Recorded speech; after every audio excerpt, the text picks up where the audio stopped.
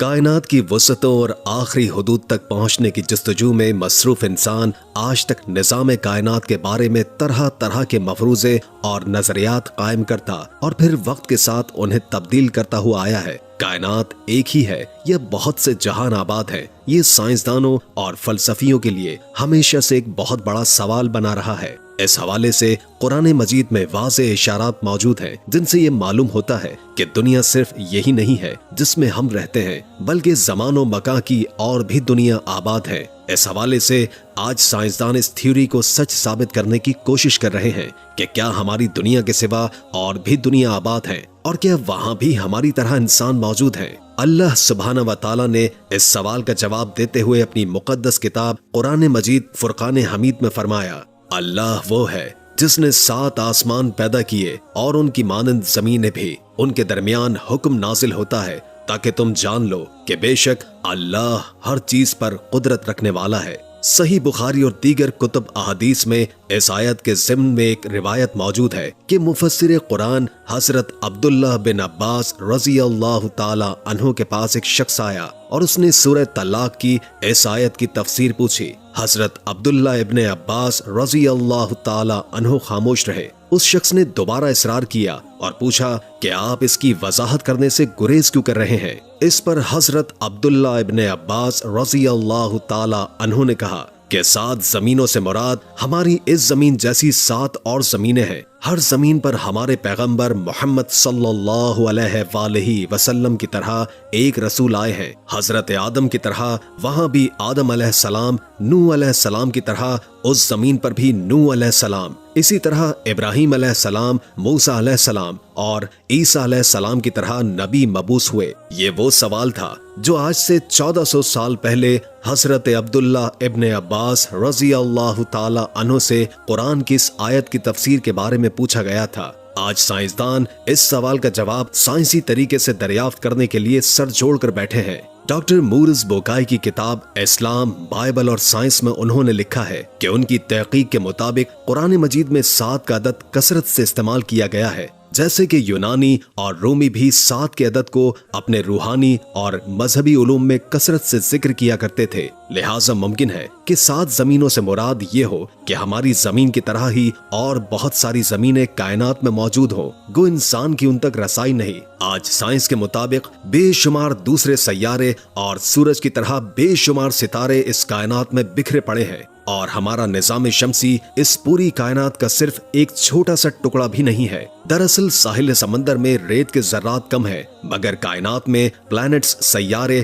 اور سورج وغیرہ اس سے کہیں زیادہ ہے۔ لیکن قرآن مجید فرقان حمید کی اس آیت کی بات کریں تو علماء کے درمیان مختلف نظریات اور آرا پائی جاتی ہیں۔ بعض علماء کا خیال ہے کہ اس سے مراد 7 مختلف زمینیں اور آسمان ہے، جبکہ کچھ دیگر علماء کی رائے یہ ہے کہ 7 کائنات ایک دوسرے کی ہم شکل ہے، یعنی اگر زید نامی آدمی اس زمین پر موجود ہے تو وہ مزید 6 زمینوں پر بھی موجود ہوگا۔ صوفیہ کرام کے یہاں بھی 7 زمینوں اور آسمانوں اور 7 آدم و حوا کا تصور ملتا ہے۔ لہٰذا مشہور صوفی بزرگ شیخ ابن عربی رحم اللہ کے مطابق ایک مشہور واقعہ نقل ہوا ہے۔ شیخ ابن عربی رحم اللہ تعالی علیہ فرماتے ہیں کہ ایک مرتبہ میں نے ایک ایسی قوم کے ساتھ بیت اللہ کا طواف کیا ہے کہ جن کو میں نہیں جانتا تھا۔ ان میں سے ایک نے مجھ سے کہا کہ کیا تم مجھے جانتے ہو؟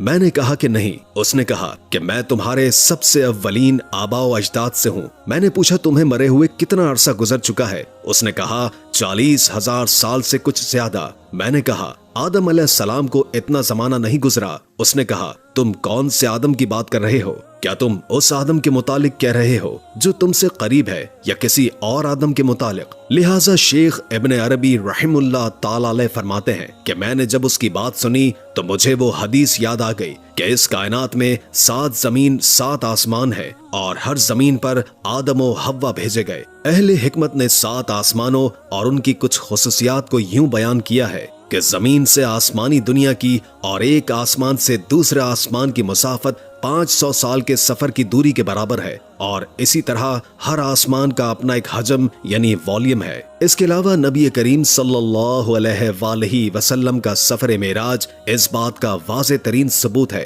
कि जब आप सल्लल्लाहु अलैहि वसल्लम बुर्राक पर सफर करते हुए हजरत जिब्रील अलैहिस्सलाम के साथ तमाम आसमानी रास्तों को आप सल्लल्लाहु अलैहि वसल्लम ने पार किया, जिसके अंदर 7 आसमान भी शामिल हैं। आपने पहले आसमान पर, जिसका नाम रुकैया है और ये दूध से भी ज्यादा सफेद है, यहाँ पर हजरत आदम अलैहिस्सलाम से मुलाकात की। फिर दूसरा आसमान जिसका नाम फेदोम या माऊन है और ये ऐसे लोहे का बना है जिससे शुआएं फूटती हैं, यहाँ पर हजरत ईसा और यहया अलैहिस्सलाम से मुलाकात की। जबकि तीसरा आसमान जिसका नाम मलकूत है और ये तांबे का बना है, यहाँ पर हजरत यूसुफ अलैहिस्सलाम से मुलाकात की। चौथा आसमान जिसे ज़हरा कहते हैं और ये सफेद चांदी से बना है, यहाँ पर हजरत इदरीस अलैहिस्सलाम से मुलाकात की। पांचवा आसमान जिसे मजीना कहते हैं और ये सुर्ख सोने का बना है, यहाँ पर हजरत हारून अलैहिस्सलाम से मुलाकात की थी। छठे आसमान जिसका नाम खालिसा है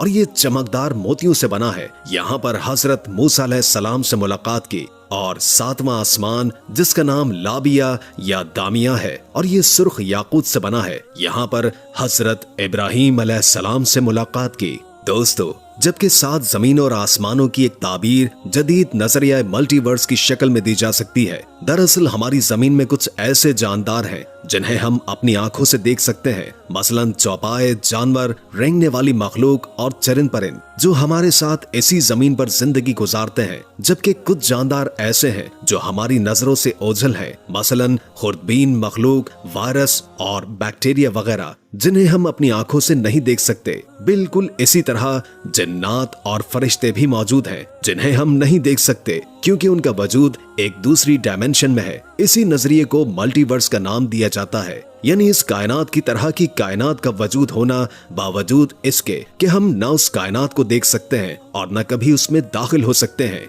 हदीस मुबारका के मुताबिक पहले आसमान के मुकाबले में दूसरा आसमान इतना बड़ा है जैसे किसी सहरा के दरमियान एक अंगूठी मौजूद हो और तीसरे के सामने रेगिस्तान में पड़ी अंगूठी के बराबर। इसी तरह तमाम 7 आसमान एक दूसरे से बड़े और वसी हैं। 7 जमीनों और आसमान की वसअतों और सरहदों को न ही इंसानी दिमाग समझ सकता है और न ही इसे बयान किया जा सकता है, लेकिन उन्हें तसव्वुर करके एक लफ्ज का मतलब जरूर समझा जा सकता है। अल्लाहु अकबर, यानी अल्लाह बहुत बड़ा है।